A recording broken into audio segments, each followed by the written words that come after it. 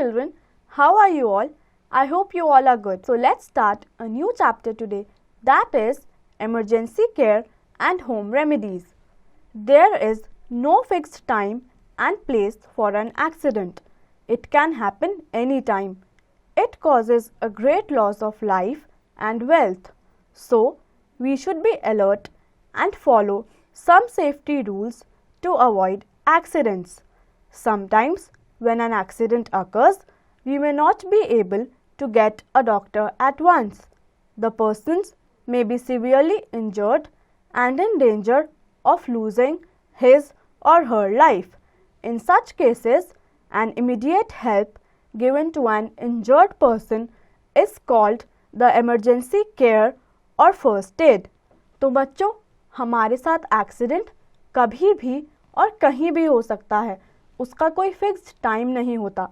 हमें अपने आप को ऐसी सिचुएशंस के लिए प्रिपेयर रखना चाहिए, क्योंकि डॉक्टर आने में भी टाइम लग सकता है. तो हमें हमेशा इमरजेंसी सिचुएशंस के लिए फर्स्ट एड के साथ रेडी रहना चाहिए.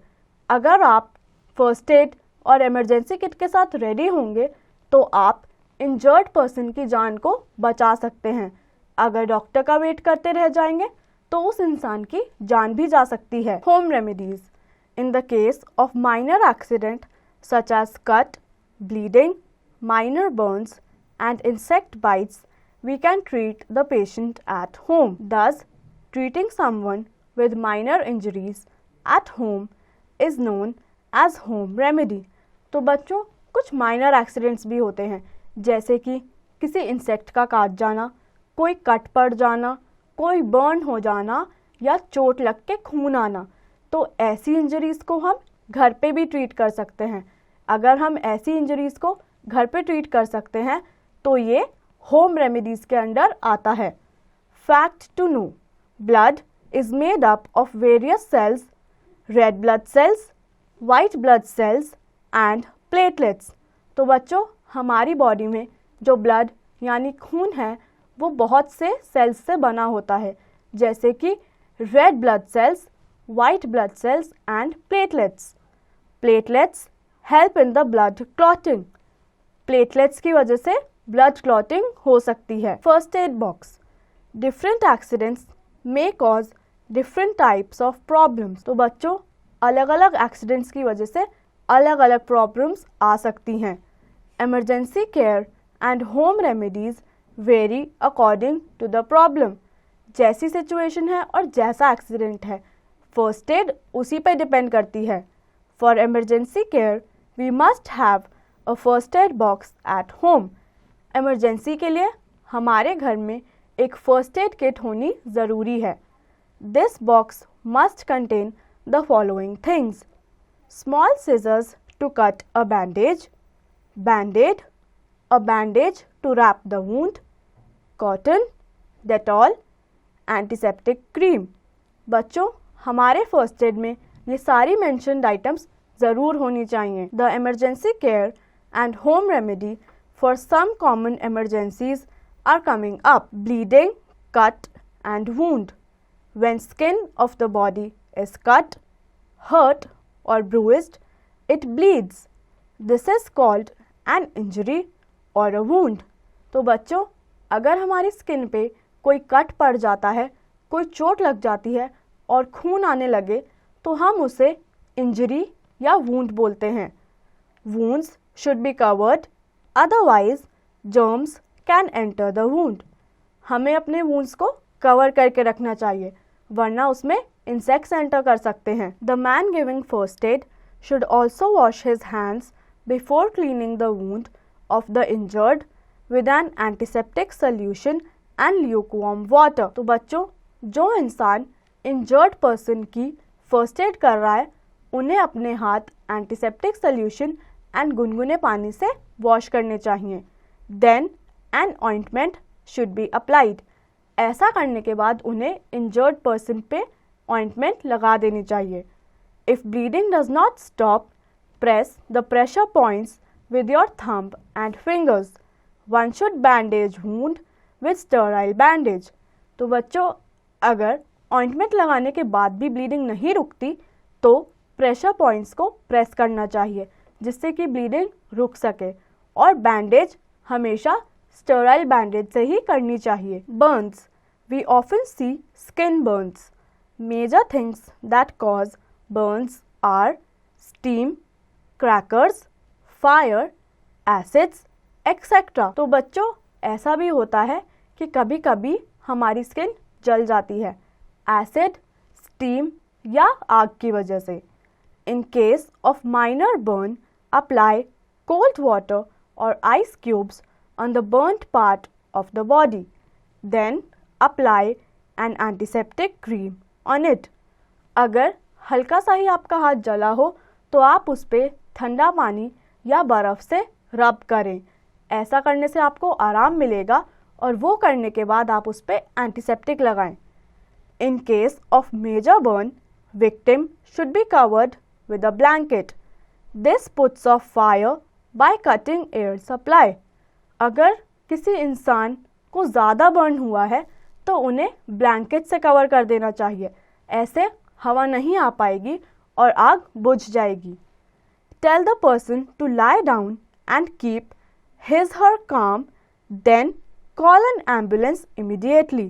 In case of acid burns, the burnt area should be washed immediately. अगर किसी इंसान को ज़्यादा बर्न हुआ है तो उन्हें काम करने की कोशिश करें। अगर एसिड से बर्न हुआ है तो उसे इमीडिएटली वॉश करें। Home remedy, mix some turmeric powder with honey, apply this paste on the burnt area. अगर आपको बर्न्ट एरिया को घर पे ही ट्रीट करना है तो आप टर्मरिक एंड हनी का एक पेस्ट बना के अप्लाई कर सकते हैं। Apply the skin of pumpkin, petha on the burnt part. आप पम्पकिन का छिलका भी अप्लाई करके अपने बर्न में आराम पा सकते हैं। Nose bleeding, this could be caused due to excessive heat और some injury in the walls of blood vessels in the upper nasal part. बच्चों, अगर अपर नेजल पार्ट के ब्लड वेसल्स में एक्सेसिव हीट हो जाए तो नोज ब्लीडिंग हो सकती है। Victim should be held upright back, press bleeding side of the nose firmly. ऐसे में हमें विक्टिम को सीधा खड़ा करना चाहिए और जिस साइड से खून निकल रहा है उसे आराम से फर्मली प्रेस करना चाहिए। Ask the patient to breathe through the mouth and ask him not to blow his nose. अगर ऐसा कुछ हो तो हमें पेशेंट को बोलना चाहिए कि वो अपने मुंह से सांस लें, नाक से ना लें। Drowning, victim should be brought out of water, then lie him upside down and press him through his back so that water comes out through his mouth. अगर कोई इंसान डूब रहा है तो उसे पानी से बाहर लाके इमीडिएटली उसके पेट के बल लिटा देना चाहिए। उसकी बैक प्रेस करनी चाहिए जिससे कि सारा पानी बाहर आ जाए। The victim should be provided with artificial respiration if he or she does not regain his sense. अगर ज़रूरत पड़े तो विक्टिम को आर्टिफिशियल रेस्पिरेशन से भी बचाया जा सकता है।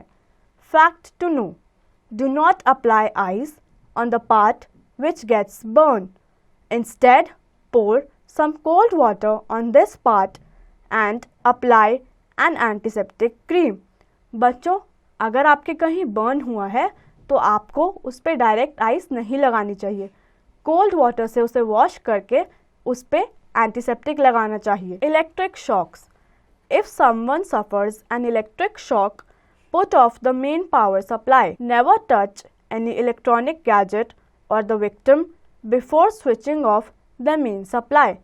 इलेक्ट्रिक शॉक, अगर किसी को बिजली का झटका लग जाए तो हमें उसे टच नहीं करना है, हमें पहले मेन पावर सप्लाई को बंद कर देना है। Do not give victim any liquid to drink. Take him to the nearest hospital. अगर किसी को इलेक्ट्रिक शॉक लगता है तो उन्हें कोई भी लिक्विड नहीं देना चाहिए और जल्दी से नियरेस्ट हॉस्पिटल पहुंचाना चाहिए। Sprain and fractures. When tissues around a joint are twisted, it is called sprain. Rub ice cubes on it. बच्चों, अगर किसी जॉइंट के पास के टिश्यूज ट्विस्ट हो जाते हैं तो हम उन्हें स्प्रेन बोलते हैं। ऐसे में हमें आइज रब करनी चाहिए। When there is crack in a bone, it is called fracture. It should be properly cared. अगर किसी की हड्डी टूट जाए तो उसे हम फ्रैक्चर बोलते हैं। उसका हमें बहुत अच्छे से ख्याल रखना होता है। If bone of the arm is broken, use a sling to support it. अगर किसी की बाजू टूट जाती है तो हमें स्लिंग की मदद से उन्हें सपोर्ट देना चाहिए। If bone of the leg is fractured, attach splints to give support to the broken leg bone. अगर किसी का पैर या टांग टूट जाता है तो हमें स्प्लिंट्स से उन्हें सपोर्ट देना चाहिए। Snake bite. It is a case of serious emergency. The snake poison venom flows in the blood very fast. Poison affects both the nervous system and the heart. तो बच्चों, अगर हमें सांप काट लेता है तो वो एक बहुत सीरियस बात है। ऐसा होने पे हमारी बॉडी में जहर फैल सकता है। उसका ट्रीटमेंट सही समय पे और अच्छे से होना चाहिए। Apply tourniquet just above bite to stop flow of blood. Tourniquet एक डिवाइस है जिसको आप अप्लाई कर देंगे तो ब्लड का फ्लो रुक जाएगा। This tight band slows down the spreading of poison. इसकी मदद से जहर तेजी से फैलने से रोक सकते हैं। Take help of the doctor immediately. अगर किसी को सांप काट जाता है तो जल्दी से जल्दी डॉक्टर को बुलाना चाहिए। So this brings us to the end of this chapter. I hope आप सभी को ये चैप्टर अच्छे से समझ आया होगा और आप इसकी एक्सरसाइज की प्रैक्टिस खुद से करेंगे।